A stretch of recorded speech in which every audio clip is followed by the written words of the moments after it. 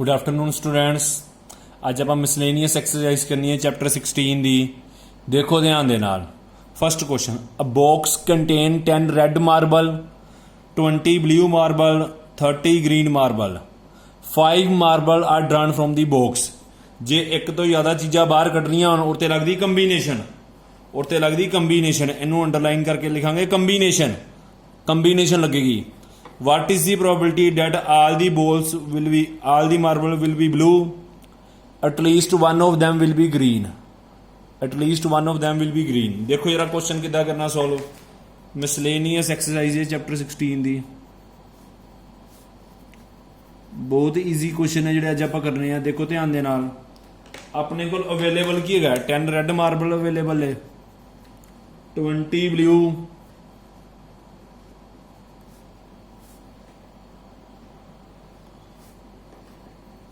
30 green. Total marble हो गए 60। उन्होंने कहा 5 मार्बल बाहर कटे।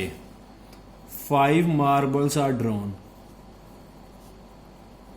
5 मार्बल बाहर कटे। कंबीनेशन लगेगी, एक तो ज़्यादा चीज़ा बाहर कट रही और लगती कंबीनेशन, जो परमुटेशन एंड कंबीनेशन चैप्टर किया ही आप।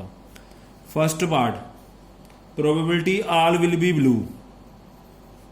आल विल बी ब्लू। हुण ब्लू मार्बल किन्ने गए 20, बाहर किन्ने कटने 5, 20C5 अपॉन टोटल किन्ने मार्बल है 30 20 10 60C5। इनू सोल्व नहीं करना, इत्थे ही छड्ड देना। सोल्व करांगे बड़ा लेंथी नंबर आ जाएगा, इत्थे ही छड्ड देना। सैकेंड वर्ड है at least one will be green. At least one will be green. जिते किते एटलीस्ट वर्ड लग जाए। देखो जरा हुण 5 बार मार्बल बाहर कटने हैं, एक जां एक तो ज़्यादा ग्रीन होण। इहदा मतलब है जां तो एक ग्रीन होएगा, जां 2 ग्रीन होणगे, जां 3 ग्रीन, जां 4 ग्रीन, जां 5 ग्रीन। देखो ध्यान दे नाल। Probability at least one will be green का मतलब 1 ग्रीन, 2 ग्रीन, 3 4 5 ग्रीन हो सकते हैं। हुण ये इदां तो बड़ा लेंथी हो जाएगा सम। इहदा कॉम्पलीमेंट की होएगा? 1 जां 1 तो वड्डा। इहदा कॉम्पलीमेंट होएगा 1 तो छोटा। 1 तो छोटा मतलब 0 ग्रीन। देखो ध्यान दे नाल। एटलीस्ट वन भी ग्रीन वाले क्वेश्चन किद्दां सोल्व करी दे? एटलीस्ट वन वाले 1 जां 1 तो वड्डा, ਉਹਦਾ उल्टा होएगा 1 तो छोटा, तो 1 तो छोटा ਹੁੰਦਾ 0। यानी कि जे कॉम्पलीमेंट लिखना 1 चो माइनस करके लिखना। Probability 1 minus no green marble is selected. No green marble will be selected. ਹੁਣ विदाउट ग्रीन किन्ने ਹੈਗੇ ਆ? 30 ग्रीन ही ना। विदाउट ग्रीन ਇਹਨਾਂ ਨੂੰ प्लस करो 30 बनता ਪਿਆ। मतलब इन्होंने दोवों चो कोई ना कोई बाहर आ जाएगा। इन्होंने दोवों चो कोई ना कोई मार्बल बाहर आ जाएंगे। सिलेक्ट तो 5 करने हैं। विदाउट ग्रीन, नो ग्रीन वाले है 30, इन्होंने दोनों ऐड करके 30 ना अपॉन 30C5 अपॉन 60C5। जे उल्टा लिखी दा ना कॉम्पलीमेंट, फिर 1 चो करी दा माइनस। जे उल्टा लिखी दा ना कॉम्पलीमेंट, फिर 1 चो करी दा माइनस। ऐदा करना sum solve. 1 minus 30C5 without green upon total चो आ गया 60C5। ये अपना फर्स्ट क्वेश्चन है। हम सैकेंड क्वेश्चन देखो जरा। बड़े ईजी क्वेश्चन है। एक तो ज़्यादा चीज़ा सिलेक्ट करनी, कंबीनेशन लगती है। 4 कार्ड्स आर ड्रॉन मतलब कंबीनेशन लगेगी, एक तो ज़्यादा है। What is the probability of obtaining 3 diamond and 1 spade? And का मतलब होंदा मल्टीप्लाई। एंड का मतलब होंदा मल्टीप्लाई। देखो यार 4 कार्ड सिलेक्ट किए। Probability of 3 diamonds and 1 spade. Diamond के पत्ते है किन्ने हैं? 13। सिलेक्ट किन्ने करने? 3, 13C3। डायमंड के पत्ते है 13, सिलेक्ट करने 3, 13C3। स्पेड के किन्ने पत्ते होंगे? ताश 13, सिलेक्ट करना 1 अपॉन टोटल। टोटल तो 52 विचों ही 4 सिलेक्ट किए। टोटल कार्ड तो 52 ही होंगे अपने को। किन्ने सिलेक्ट किए हुए आप? 4 कार्ड्स आर सिलेक्टेड क्या ही ना, इस करके डिनोमीनेटर चाहेगा 52C4। एक तो ज़्यादा कार्ड सिलेक्ट करने उन्हें कंबीनेशन लगती है। इन्ना ही आंसर दिता है, सोल्व करने की लोड़ ही नहीं, लेंथी बड़ा हो जाता। अगे थर्ड क्वेश्चन देखो जरा। A die has 2 faces each with number 1, 3 faces with number 2 and 1 face with number 3। कहता एक डाई के 2 पासे 1 ने, 3 पासे 2 है, तो 1 पासे 3 है। A die is rolled once, find probability of 2 1 और 3 नोट 3। कट दे आप कितना करना। देखो डाई की सैंपल स्पेस बनाओ। हूँ डाई कि दी है 2 फेस तो 1 है, 2 फेस तो 1 है, 3 फेसिस तो 2 है,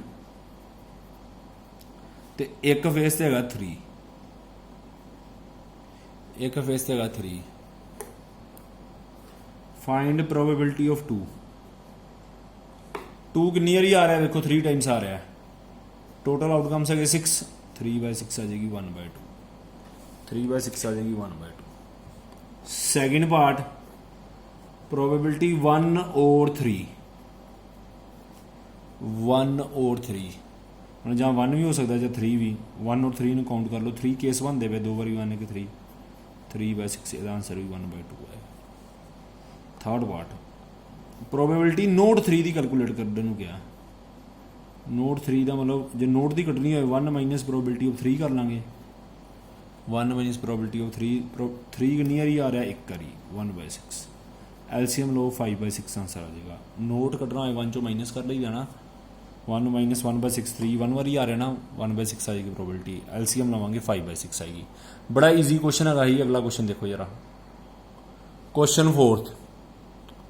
इन a certain lottery of 10,000 ticket, lottery जो टिकट है 10,000, 10 equal prize are awarded, 10 equal prize are awarded. अगे क्वेश्चन पढ़ते हैं, पहला आला डाटा लिख लीजिए।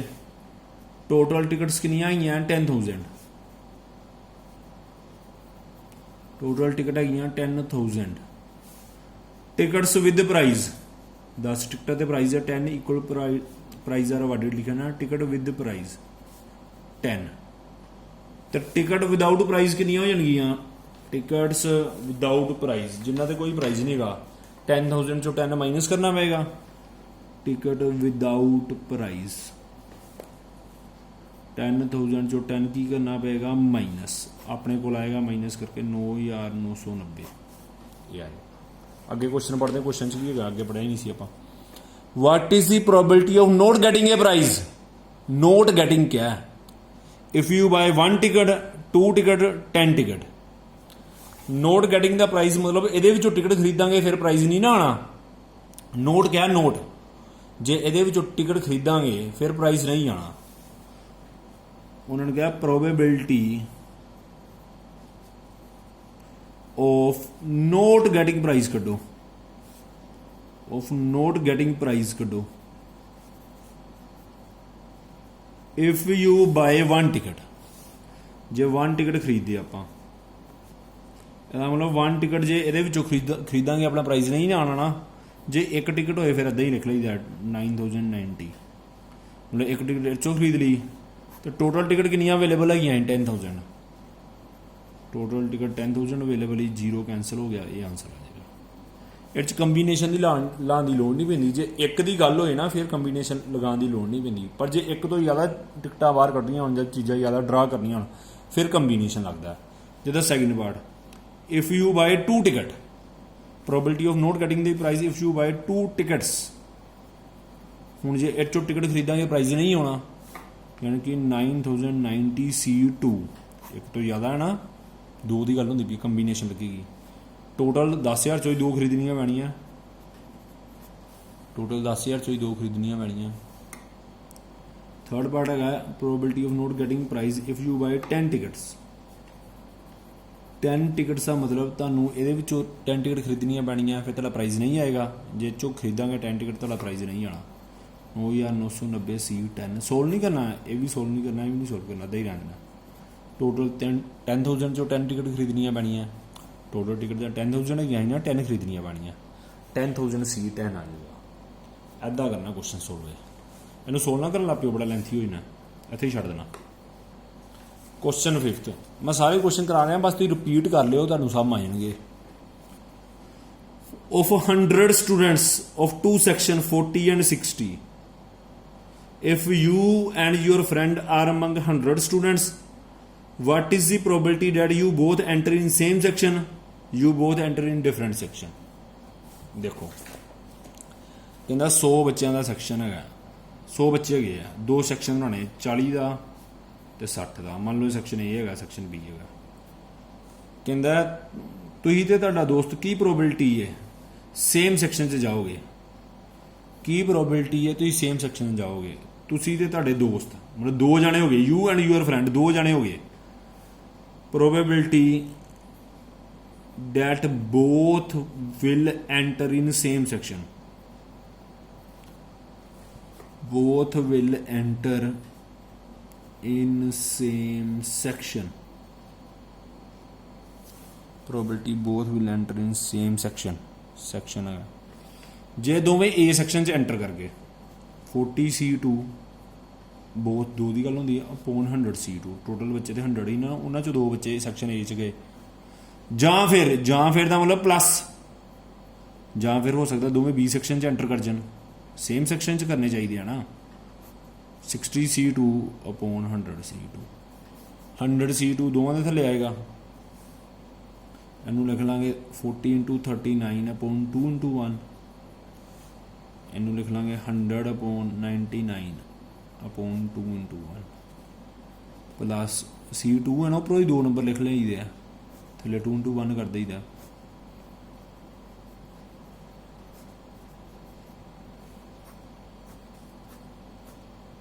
कैंसल हो गया। 9900 दोवां थले आना, मैं कॉमन एलसीएम लै लेना, 9900 आना। ये वैसे ही इंक हैगी जी, डेसीमल ना समझ लो, इंक हैगी है, पेन चो लीक कर गई। इनू इन्ना मल्टीप्लाई करांगे 1560 हो जाएगा, इनू इन्ना मल्टीप्लाई करो 3540 हो जाएगा, प्लस करांगे 5100 आ जाएगा अपॉन 9900, 0 की कटिंग करो 51/99, 3 की कटिंग करो 17/33 आ जाएगा, 3 की कटिंग करोगे 17/33 आ जाएगा। Probability that both will enter in same section, both enter in, चंगी तरह लिख लेने, probability both will enter in same section,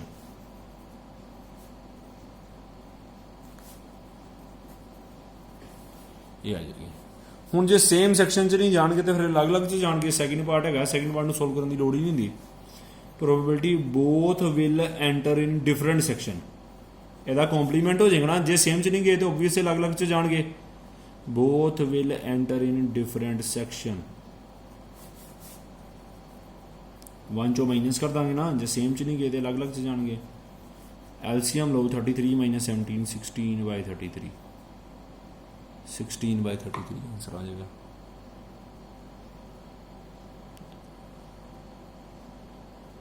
बड़ा ईजी है, रिपीट कर ले कि करी सारे क्वेश्चन आ।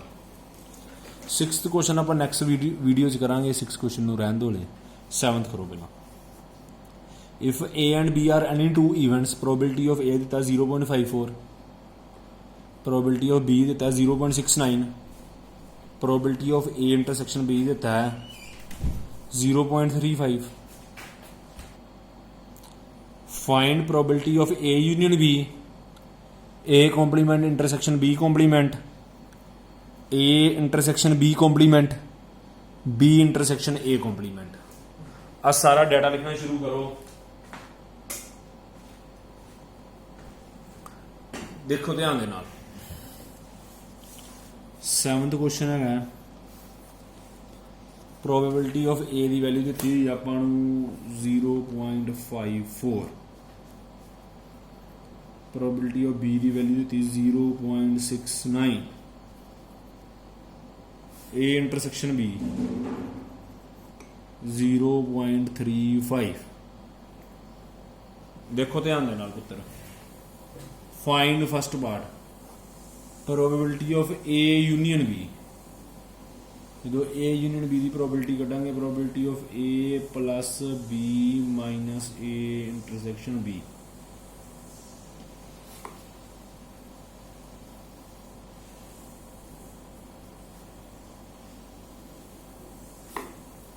इन्हों प्लस करो, आ माइनस करो, विचों इन्हों प्लस करो तो आ माइनस करो, करो जरा प्लस माइनस अपने आप। इनू प्लस करके बनना है 1.24 बनना है, जो प्लस करांगे, नहीं तो 5 नहीं तो 4 23, 1.23 बनना है। 1.23 चो 0.35 माइनस करो, 0.88 आना है। चेक करके वेखो यही होना। सैकेंड पार्ट है ए कॉम्पलीमेंट इंटरसैक्शन बी कॉम्पलीमेंट। जे कल्ले कल्ले तो कॉम्पलीमेंट होई, कॉम्पलीमेंट जाता होल ते इंटरसैक्शन कन्वर्ट हो जाता यूनियन च, इंटरसैक्शन कन्वर्ट हो जाता यूनियन च। वन विचों probability of A union B करना माइनस, वन विचों प्रोबेबिलिटी ए यूनियन बी करना माइनस, तो ए यूनियन बी की वैल्यू कढ़ी आपां 0.88, 0.12 आ जाएगा, 0.12 आ जाएगा। Third part A intersection B complement, B complement मतलब ए है बी नहीं है, ए विचों ए इंटरसेक्शन बी करीदा माइनस। जे फार्मूला नहीं आता ध्यान ना देखो, सैट चैप्टर मैं कराया ए इंटरसेक्शन बी कॉम्पलीमेंट, ए विचों ए इंटरसेक्शन बी माइनस करांगे। ए की प्रोबेबिलिटी की 0.54, इंटरसेक्शन की 0.35, माइनस कर लो 0.19 आ जाएगा, 0.19 आ जाएगा। बी इंटरसेक्शन ए कॉम्पलीमेंट, बी विचों ए इंटरसेक्शन बी की प्रोबेबिलिटी करनी माइनस, बी विचों ए इंटरसेक्शन बी की प्रोबेबिलिटी करनी माइनस। बी सेट है 0. बी की वैल्यू की 0.69, ए इंटरसेक्शन बी की वैल्यू की 0.35, माइनस करोगे 0.34 आएगा, माइनस करोगे 0.34 आएगा। ऐदा करना सम सोल्व, बड़ा ईजी क्वेश्चन है, एक बारी रिपीट कर लेना, सारे आराम नाल पता लग जाएगा। अगे क्वेश्चन नंबर देखो 8, ध्यान में रखना 8th क्वेश्चन उत्तर टेबल वाला क्वेश्चन है। From the employees of a company 5% are selected them in managing committee of the company. देखो ध्यान दे नाल, particulars of 5% are given below are as follows. Serial number दिता, नेम दिता है सैक्स मेल है कि female, age in year. A person is selected at random from this group to act as spokes person. What is the probability, question ध्यान ना पढ़ो, what is the probability that spokes person will be either male or over 35 year. और तो पहला वाला set ए मान लो, और तो बाद वाला सैट बी मान लो, और तो पहला वाला सैट ए, और तो बाद वाला सैट बी। मतलब कि ये क्वेश्चन करना किदां, देखो ध्यान दे नाल। Let set A denotes, set A denotes spokes person will be male, spokes person will be mail.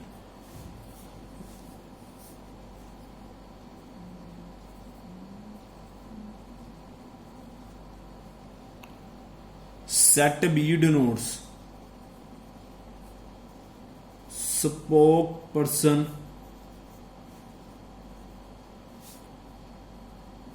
will be either, spokesperson will be over 35 year. जो और तो बाद लिखा हो सेट बी मान लो ना, will be over 35 ईयर। और word लगा समझ, ए यूनियन बी का फार्मूला लगना, पहला ए की प्रोबेबिलिटी चाहिए है, बी की प्रोबेबिलिटी चाहिए है, तो ए इंटरसेक्शन बी की प्रोबेबिलिटी चाहिए है। आ 3 प्रोबेबिलिटियां चाहिए आपको। अच्छा, इंटरसेक्शन कितना मिलेगा, मेल एंड ओवर 35 ईयर। और तो पहला सैट ए हो गया, तो और तो बाद वाला सैट बी हो गया। ए इंटरसेक्शन बी पता की बनेगा, A intersection B that person will be male and over 35 year. Male भी होना चाहिए, ओवर 35 ईयर भी होना चाहिए। और तो एंड च फर्क है। हुण जो आप सैट ए वेखना ना मेल वाला, आप मेल वाला ही कॉलम वेखना, मेल वाले कितने परसेंट है, इस एज नहीं वेखनी। आप भावें उन्होंने ओवर 35 ईयर क्या है, वो सैट बी है, बाद च वेखांगे। सैट ए है मेल वाला, मेल वेखने किन्ने है, मेल किन्ने है 3, यदि प्रोबेबिलिटी होनी 3/5। ਸੈੱਟ ਬੀ ਹੈਗਾ ਓਵਰ 35 ਈਅਰ, ਇਹ 'ਚੋਂ ਓਵਰ 35 ਈਅਰ ਹੀ ਵੇਖਣੇ ਆ, ਚਾਹੇ ਮੇਲ ਹੋਏ ਚਾਹੇ ਫੀਮੇਲ ਹੋਏ, ਉਹ ਨਹੀਂ ਵੇਖਣਾ ਤੁਸੀਂ। ਓਵਰ 35 ਈਅਰ ਵੇਖੋ, 35 ਈਅਰ ਤੋਂ ਵੱਡੇ ਕਿੰਨੇ ਹੈਗੇ ਆ, 2 ਹੈਗੇ ਆ, ਇਹਦੀ ਪ੍ਰੋਬੇਬਿਲਿਟੀ ਆਣੀ 2/5। ਹੁਣ A ਇੰਟਰਸੈਕਸ਼ਨ B ਦਾ ਮਤਲਬ ਮੇਲ ਵੀ ਹੋਣਾ ਚਾਹੀਦਾ ਹੈ, ਓਵਰ 35 ਈਅਰ ਵੀ ਹੋਣਾ ਚਾਹੀਦਾ, ਫਾਰਮੂਲਾ ਲੱਗੇਗਾ ਨਾ। ਹੁਣ ਵੇਖਣਾ ਆਪਾਂ ਮੇਲ ਵੀ ਹੋਣਾ ਚਾਹੀਦਾ ਤੇ ਓਵਰ 35 ਈਅਰ ਵੀ ਹੋਣਾ ਚਾਹੀਦਾ। ਮੇਲ ਵੀ ਹੋਏ ਤੇ ਓਵਰ 35 ਈਅਰ ਤੋਂ ਵੱਡਾ ਹੋਏ, ਮੇਲ ਤੇ 35 ਈਅਰ ਤੋਂ ਵੱਡਾ ਸਿਰਫ ਲਾਸਟ ਹੀ ਹੈਗਾ, ਸਲੀਮ ਹੀ ਹੈਗਾ। ਥੱਲੇ 5 ਤਾਂ ਕੀਤਾ ਕਿਉਂਕਿ 5% ਹੈਗੇ ਨਾ, ਮੇਲ ਵੀ ਤੇ 35 ਈਅਰ ਤੋਂ ਵੱਡਾ ਇੱਕੋ ਹੀ ਹੈ। A intersection B the value ਹੈਗੀ 1/5। A intersection B the value ਹੈਗੀ 1/5। ਔਰ ਵਰਡ ਲੱਗਾ ਹੀ ਸਮਝ A union B the formula ਲੱਗਣਾ, ਔਰ ਵਰਡ ਲੱਗਾ ਹੈ ਸਮਝ A union B the formula ਲੱਗਣਾ, probability of A union B, probability of A plus probability of B minus A intersection B। A the probability की 3/5 plus 2/5 minus 1/5, 5 minus 1 4/5 A union B। ऐदा करना समझो। ਅੱਗੇ ਦੇਖੋ ਯਾਰ 9th ਕੁਐਸਚਨ ਨੈਕਸਟ ਵੀਡੀਓ 'ਚ ਪਾਵਾਂਗਾ, lengthy important question ਹੈਗਾ। 10th ਦੇਖੋ ਪਹਿਲਾਂ, a number lock of a suitcase has 4 wheel. ਉਹ ਅਟੈਚ ਨਹੀਂ ਹੁੰਦਾ ਪਹੀਆਂ ਵਾਲਾ ਅਟੈਚੀ, ਉਹ ਜਿਹ 'ਚ 4 ਵੀਲ ਹੁੰਦੇ ਆ, ਉਹ ਜਿਹ 'ਚ ਕੋਡ ਲਿਖਿਆ ਹੁੰਦਾ, ਈਚ ਲੇਬਲਡ with 10 digit 0 to 9। The sequence ਦੀ ਲੋਕ open with the sequence of 4 digit with no repeat। What is the probability of person getting the right sequence to open the suitcase? मतलब 4 ਵੀਲ ਹੈਗੇ ਆ ਨਾ, 0 ਤੋਂ ਲੈ ਕੇ 9 ਤੱਕ ਡਿਜਿਟ ਹੈਗੇ ਸਾਰਿਆਂ ਤੇ, 0 ਤੋਂ ਲੈ ਕੇ 9 ਤੱਕ 10 ਡਿਜਿਟ ਹੁੰਦੇ ਆ। ਕਹਿੰਦਾ ਕੀ ਕਿਹੜੇ ਰਾਈਟ ਸੀਕੁਐਂਸ ਦੇ ਨਾਲ ਲੋਕ ਖੁੱਲੇਗਾ, ਉਹਦੀ ਪ੍ਰੋਬੇਬਿਲਿਟੀ ਕੀ ਹੈ। Probability of person getting right sequence to open suitcase, getting right sequence to open suitcase। ਦੇਖੋ ਯਾਰ 4 ਵੀਲ ਹੈਗੇ ਆ, ਹੁਣ ਜਿਹੜਾ ਲੋਕ ਹੈ ਉਹ ਤੇ ਇੱਕੋ ਸੀਕੁਐਂਸ ਦੇ ਨਾਲ ਹੀ ਖੁੱਲਣਾ ਨਾ, ਅਟੈਚੀ ਜਿਹੜਾ ਹੁੰਦਾ ਇੱਕੋ ਕੋਡ ਦੇ ਨਾਲ ਖੁੱਲਦਾ। 4 ਵੀਲ ਹੈਗੇ ਆ, ਪਹਿਲੇ ਤੇ 0 ਤੋਂ ਲੈ ਕੇ 9 ਤੱਕ ਜਿਹੜਾ ਮਰਜ਼ੀ ਨੰਬਰ ਲੈ ਸਕਦੇ ਆ, ਪਹਿਲੇ ਤੇ 0 ਤੋਂ ਲੈ ਕੇ 9 ਤੱਕ ਜਿਹੜਾ ਮਰਜ਼ੀ ਨੰਬਰ ਲਾ ਸਕਦੇ। 10 ਆਪਸ਼ਨ ਹੋ ਗਈਆਂ। ਹੁਣ ਜਿਹੜਾ ਨੰਬਰ ਇੱਥੇ ਲੱਗ ਗਿਆ ਉਹ ਇੱਥੇ ਨਹੀਂ ਲਾ ਸਕਦੇ ਆਪਾਂ, ਉਹ ਦੂਜੀ ਪਲੇਸ ਤੇ ਨਹੀਂ ਲਾ ਸਕਦੇ, ਕਿਉਂਕਿ ਉਹਨਾਂ ਨੇ ਕੁਐਸਚਨ 'ਚ ਕੀ ਕਿਹਾ ਹੈ, ਵਿਦ no repeat ਕਿਹਾ। ਦੂਜੀ ਪਲੇਸ ਦੀ ਆਪਸ਼ਨ ਹੋ ਗਈਆਂ 9, ਤੀਜੇ ਲਈ ਹੋ ਗਈਆਂ 8 ਤੇ ਚੌਥੇ ਲਈ ਹੋ ਗਈਆਂ 7। ਤੇ ਇਹਨਾਂ ਸਾਰਿਆਂ ਨੂੰ ਮਲਟੀਪਲਾਈ ਕਰੋ, ਇਹਨੂੰ ਮਲਟੀਪਲਾਈ 5 6 56 9 5040 ਆਏਗਾ ਇਹਦਾ ਆਨਸਰ। ਚੈੱਕ ਕਰਕੇ ਦੇਖਣਾ ਇਹੀ ਆਨਸਰ ਹੈ। ਹੁਣ ਤੁਹਾਡਾ ਹੋਮਵਰਕ ਹੈਗਾ, ਜਿੰਨੇ ਮੈਂ ਕੁਐਸਚਨ ਕਰਾਏ ਨਾ ਇਹੀ ਰਿਪੀਟ ਕਰਨੇ ਤੁਸੀਂ, ਬਾਕੀ ਜਿਹੜੇ ਰਹਿ ਗਏ ਉਹ ਨੈਕਸਟ ਵੀਡੀਓਜ਼ ਕਰਾਂਗੇ ਆਪਾਂ। ਹੋਮਵਰਕ ਹੈਗਾ ਜਿੰਨੇ ਕੁਐਸਚਨ ਮੈਂ ਕਰਾਏ ਆ ਨਾ ਬਸ ਆਹੀ ਰਿਪੀਟ ਕਰਨੇ ਤੁਸੀਂ, ਇਹ ਰਿਪੀਟ ਕਰਨੇ, ਇਹ ਤੁਹਾਡਾ ਹੋਮਵਰਕ ਹੈਗਾ। ਬੜੇ ਆਰਾਮ ਦੇ ਨਾਲ ਹੋ ਜਾਣਗੇ ਸੋਲਵ, ਇਹ ਕਰ ਲਿਓ ਪੁੱਤਰ ਆਪਣੇ ਆਪ। Thank you students.